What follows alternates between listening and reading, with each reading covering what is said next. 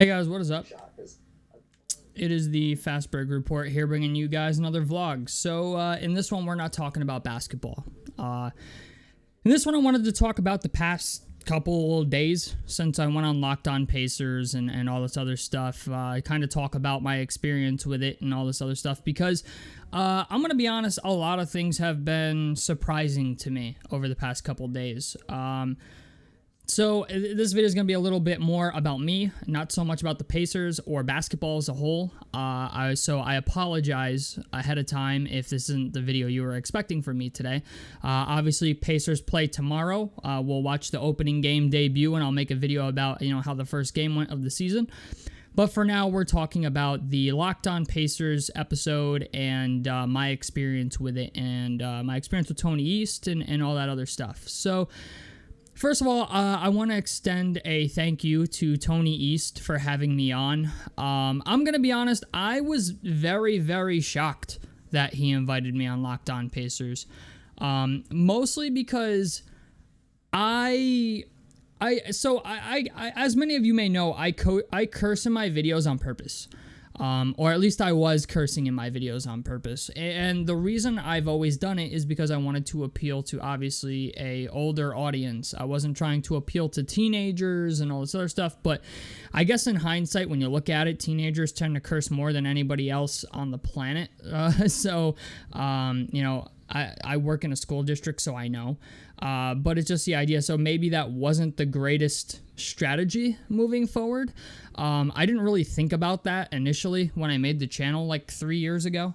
But I always was under the assumption I would never get invited onto anything, mostly because of that reason, because I curse in my videos and stuff like that. And actually, Tony East didn't tell me before we did the podcast that I was not allowed to curse. I chose to not curse. And then afterwards he told me, he was like, you could have cursed. He says, I just would have bleeped everything out, but I also didn't want it to be just a giant bleep fest, like where, I'm dropping an F-bomb every other sentence. And, I wanted to be at least a little bit professional, So there's that.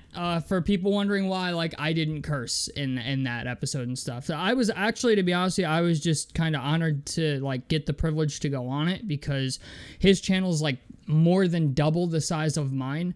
So, the idea that I got the exposure for that and stuff like that. And I'll be doing stuff also with Tony in the future. I found out, actually, he's able to come on my channel.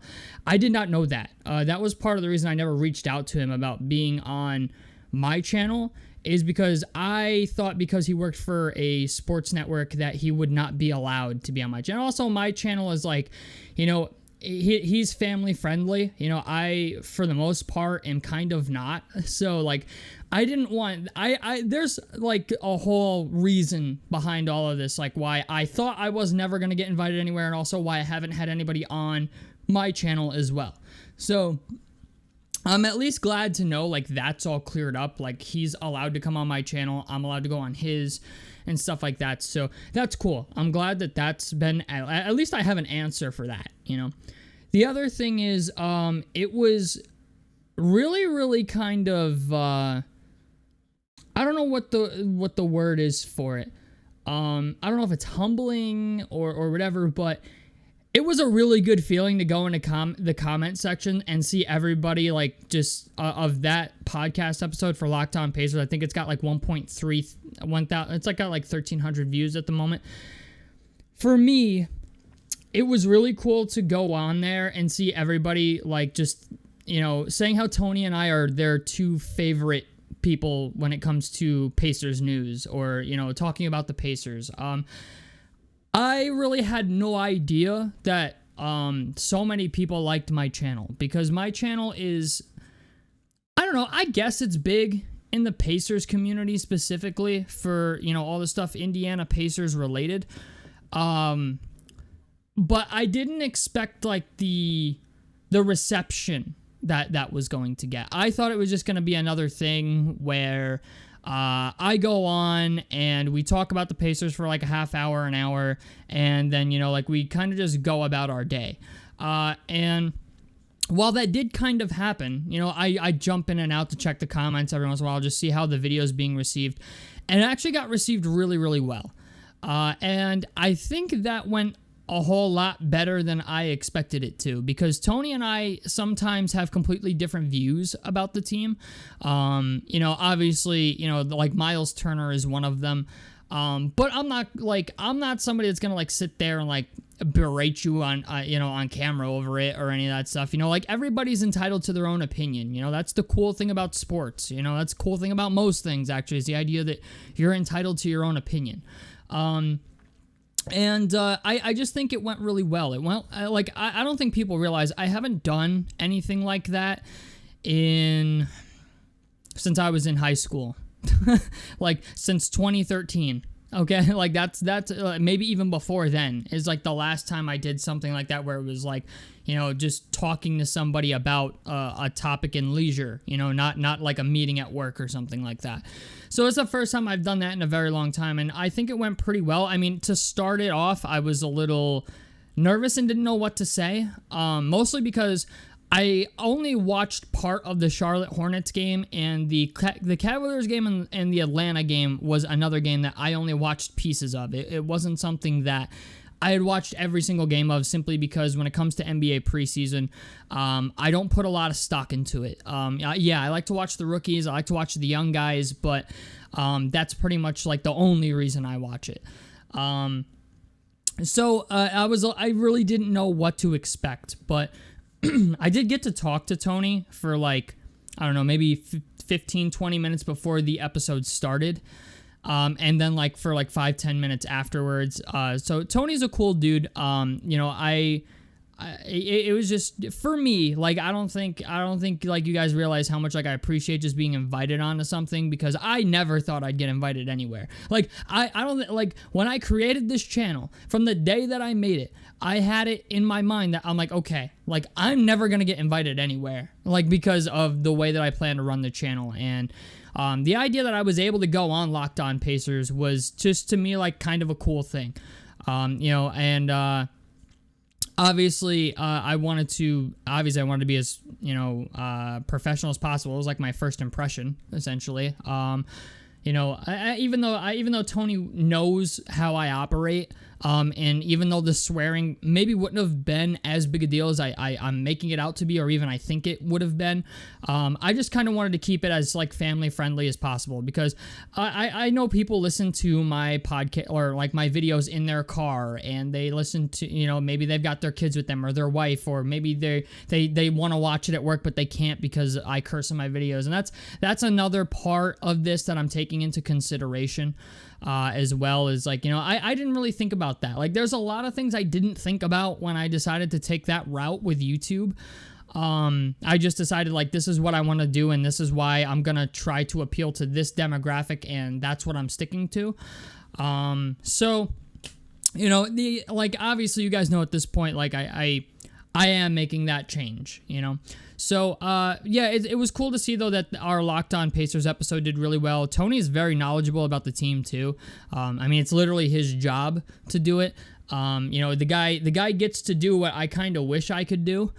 So, obviously he's going to be a little bit more knowledgeable in these things than I'm going to be. Like, the preseason stats thing with Tony kind of blew me away, was the idea that, like, he had all these statistics for preseason, and the whole time I'm like, yo, where is this dude getting these preseason stats from? Like, cause I don't get them. Like, the only preseason stats I get are like whatever the Score app will tell me. Like when he's throwing numbers at me and stuff like that, I'm just like, oh, okay, that's like information to me. Like, it was cool. Like, Tony is very knowledgeable on the team, and I understand why people watch him. They get the stats. He has good takes on the team, I think.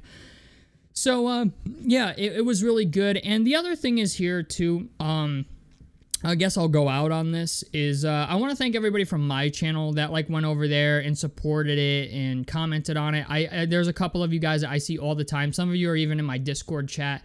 Went over there and was like supporting that, and supporting me over there too as well. So I thank you guys for that, because I'm going to be honest, man, before Sunday, obviously I haven't been uploading as much as I used to. I usually upload like every other day, and that should become a thing again now that the NBA season is starting up again. It's just, once you get into the dog days of like September, early October, and August and all that, it becomes very hard to make basketball content. And then sometimes you have to kind of just go off of rumors and make videos on that because you don't want your channel to die. But the channel in general seems like it's bouncing back pretty well now that basketball season is officially here. But it's crazy because the reason I'm saying this is because Born Ready Jones quit. He deleted his YouTube channel, or it got deleted. I don't know what happened. I mean, I hope everything is okay, because Born Ready Jones was a guy that I watched all the time. And the reason I bring that up is because I was thinking about quitting. I was actually I'm at a point at my job now where, I enjoy my job, and while I don't want to do it forever, it's just the money that I get out of it, is enough for me to be comfortable, where it's like I don't know how to say this without it sounding horrible. But one of the main reasons I got into YouTube was because I wanted to do it as a job, because I absolutely hated all of my past jobs. But now that I have a job that I enjoy, right, I no longer feel obligated to make videos. And that's not a good thing. I'm not saying that's a good thing, but when I hated my job, I felt YouTube was my only way out, right? I thought YouTube was the only way that I'll ever make anything of myself, right? And even now at 29 years old, I've exceeded, I think, the expectations of not only myself but a lot of the people around me, including maybe even some of my family members. I didn't have my first job till I was 21. The day I got a car is when I got a fucking job. So I think in some ways I've exceeded a lot of the expectations of not only my family members, but some of my friends and even some of my former teachers that still work with me. I was never an A+ student. I was good at what I was good at, and that was it. I was maybe, if you were lucky, I got an A- on my report card. So the idea that, Sunday happened and made me kind of feel like this has more of a purpose now was just something that I needed, because I was starting to get complacent. I'm going to be honest. I was really starting to get complacent with my life. And I was thinking, I'm I don't have to do YouTube. I don't have to do YouTube today. I could do it tomorrow. And that's the mindset I've gotten into. And it's not a good thing. It's not good for the channel. It's not good for you guys. What Sunday made me realize essentially is that a lot of people really like my channel. And even though I don't even have 2,000 subscribers yet, it's kind of just a nice feeling to know that the videos I make on this channel matter to somebody. There's some people that have messaged me and, whether it's on Discord or Twitter or left a comment on YouTube saying that my videos make their entire day. And I never thought I would actually get anybody that says that to me. I always thought that this was just something that I was doing just for fun. And now it really is something I'm just doing for fun. But what Sunday made me realize is that I can't quit. That's what Sunday made me realize, is because I was thinking about it for a while, and then I found out Born Ready Jones deleted his channel. He didn't just quit, he just left. That was it. I hope everything's fine with him, man. If anybody knows anything about Born Ready Jones, please let me know, because I'm not the only one wondering. A lot of other people are. So if you know anything about Born, let us know, because a lot of people were it's very odd that he would not only just randomly quit YouTube, but also his channel got deleted. And it wasn't he did anything wrong on YouTube either, at least not that I know of. But once he deleted his channel, I kind of understood that somebody, not that somebody needs to carry the torch, because that's not the saying I want to use, but him and I are very similar in the way that we do videos. And I feel like now that he's gone, somebody needs to continue doing this. You know what I'm saying? You can't, I just think I'm sure there's other people out there who cover the Pacers, but if I were to leave, right, like, and just stop doing it, who would all you would have left is setting the pace and Tony East for Locked On Pacers, and I think that's most of it. At least that's the most that I know of at the moment. Born Ready Jones was a guy that I think CSB still makes. I don't know if CSB still makes videos on the Pacers, or I think he does 2K, but you get where I'm going with this. There's not a lot of people doing Pacers content on YouTube, and I feel like for me to quit, it just takes even more away from it than we've already lost in Born Ready Jones, and I don't want to do that. You know what I'm saying? Especially when I've seen how many people supported me on Sunday, how many people are saying I did a great job on Locked On Pacers, and in the Discord chat, everybody's, excited to see that I'm on there and stuff like that. So, it's just cool to know that what I do matters to somebody. After seeing all that on Sunday, I'm just like, yeah, I guess I'll continue doing this. So even though, and maybe that's the best way too, is also like if it's not a job, because at that point you feel obligated to make videos, and not that, not that I shouldn't feel obligated to make videos, because there are people who expect me to upload like every other day. At this point, my upload schedule's all over the fucking place. But, For those people, you know what I'm saying? I still want to make videos. So I'm going to continue doing that. And it's not like this is really that hard either, It's not like it's ruining my day. It takes me maybe an hour of my day to make a video. That's not a whole hell of a lot. So, thank you for that. Thank you for renewing my motivation on YouTube. Thank you for supporting myself and Tony East on the Locked On Pacers podcast episode we did on Sunday or Saturday night. It was Friday night. But it was very well received, and it went a lot better than I thought it would. Especially, it was just heartwarming to see everybody in the comments are like, yeah, my two favorite, Pacers people are making a video together. Even some people, some of the comments were kind of harsh, not even towards me, but I saw one comment that was like, Tony finally got somebody good. I was like, yo, that's fucked up. I was like, but, I think everybody who ends up on Tony's podcast is there for a reason, though. I think people should understand that as well. Tony's not just going to have, Joe Schmo on his fucking podcast, you know what I'm saying? He gets people that know something about ball, So, tell me what you guys think about this down below in the comment section below. A like helps me out. Subscribe if you guys want to see more on the Fast Break Report. And I'm out of this motherfucker. Peace, guys.